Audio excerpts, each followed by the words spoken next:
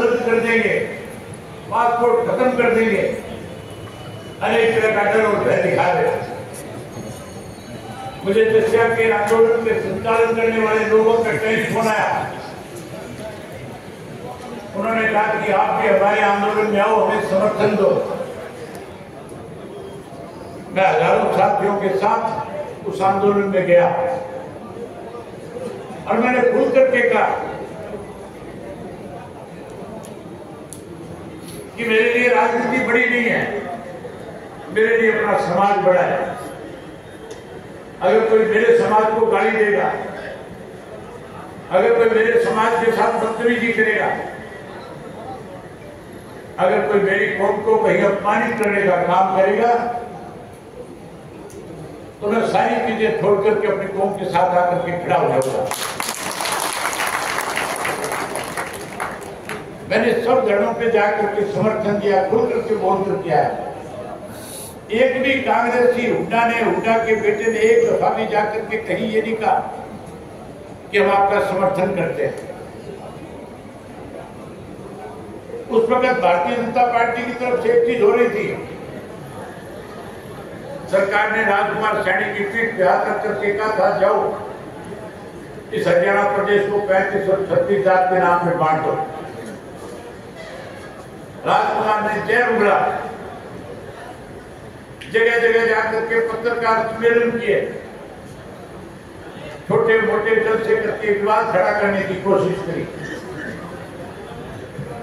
हरियाणा प्रदेश में 35 और 36 जात के नाम पे बांटने की कोशिश की गई, हमारा भाईचारा तोड़ने का प्रयास हुआ। जब राजकुमार इस तरह की बात कर रहा था, हम उसका विरोध कर रहे थे। मैंने विधानसभा के अंदर सरकार को पूर्ण रूप से घेर के इस बात पे सरकार को सफाई देने पे विधानसभा में मजबूर करने का काम किया। लेकिन साथियों, अब जब लोकसभा का चुनाव आया तो चौधरी भूपेंद्र सिंह हुड्डा की पोल खुल गई। आज स्पष्ट हो गया हुड्डा के जाट आरक्षण आंदोलन के अंदर हरियाणा प्रदेश को बर्बाद करने वालों के साथ खड़ा। आपने वीडियो देखा होगा, पिछले दिनों राजकुमार सैनी कांग्रेस के दिल्ली के हेड ऑफिस में गया, खड़गे और राहुल गांधी के साथ खड़ा होकर के फोटो खिंचा करके कहता है, मैं कांग्रेस का समर्थन करने आया। चौधरी भूपेंद्र सिंह हुड्डा से पत्रकारों ने जब जाकर के पूछा कि राजकुमार सैनी जिसने हरियाणा के अंदर आपसी भाईचारे को तोड़ने में बड़ी भूमिका निभाई थी, आप क्या कहना चाहोगे? आज वो कांग्रेस को समर्थन कर रहा है। तो पत्रकारों से कहने लगा, मेरा कोई सरोकार नहीं है, मेरा कोई इससे वास्ता नहीं है, ये कांग्रेस के ऊपर के लोगों का फैसला है, मैं इसका जाकर के विरोध करूंगा। अखबार में सफेद झूठ बोला, मीडिया में सफेद झूठ बोला। जब पत्रकारों ने जाकर के राजकुमार सैनी से पूछा कि सैनी साहब आपके भूपेंद्र सिंह हुड्डा की मुलाकात हुई, उस राजकुमार सैनी ने बड़ा स्पष्ट किया कि पहले हुड्डा ने अपना दूत मेरे पास भेजा था जयप्रकाश को, उसने आकर के मेरे से सारी बात करी थी और उसने कहा था कि हमें मिलकर के बीजेपी को हराना चाहिए। उसके बाद हुड्डा ने मुझे अपने घर पे स्वयं बुलाया, मैं दिल्ली में उसके घर पे जाकर के उससे मिला और आधा घंटे से ज्यादा बैठ करके सारी बातचीत करने के बाद फिर मैं कांग्रेस के हेड ऑफिस में गया।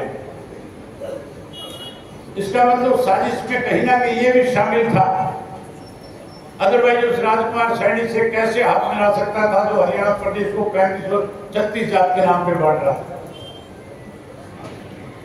जहां कांग्रेस की पोल खुल गई, भाई मेरे से पहले आपके सामने रामपाल माजरा जी ने बहुत खुल के बताया कि भारतीय जनता पार्टी जो 400 पार का नारा देती है, इनके पास तो अपने उम्मीदवार भी नहीं। सरसा ने जिसको उम्मीदवार बनाया वो कांग्रेस में था। कांग्रेस में रहते हुए भूपेंद्र सिंह हुड्डा ने अशोक तंवर को अनेक तरह की प्रताड़ना दी, मजबूर होकर के कांग्रेस छोड़ दिया, नया मोर्चा बना लिया, फिर टीएमसी में चला गया, फिर आप पार्टी में चला गया, बीजेपी में जाकर के चुनाव लड़ा। इस हार में टिकट तो रणजीत सिंह को दे दी, जिसका बीजेपी से कोई बात नहीं। मेरे सामने कुरुक्षेत्र में जिसको मैदान में उतारा है, उसके लिए तो देश का प्रधानमंत्री 2014 के अंदर कुरुक्षेत्र के अंदर कह रहा था कि मैंने तिजोरी के अंदर चांदी देखी है, सोना देखा है, रुपए देखे हैं, पैसे देखे हैं, लेकिन इस देश के अंदर एक ऐसी तिजोरी भी है जिसमें कोयला रखा हुआ 40,000 करोड़ का।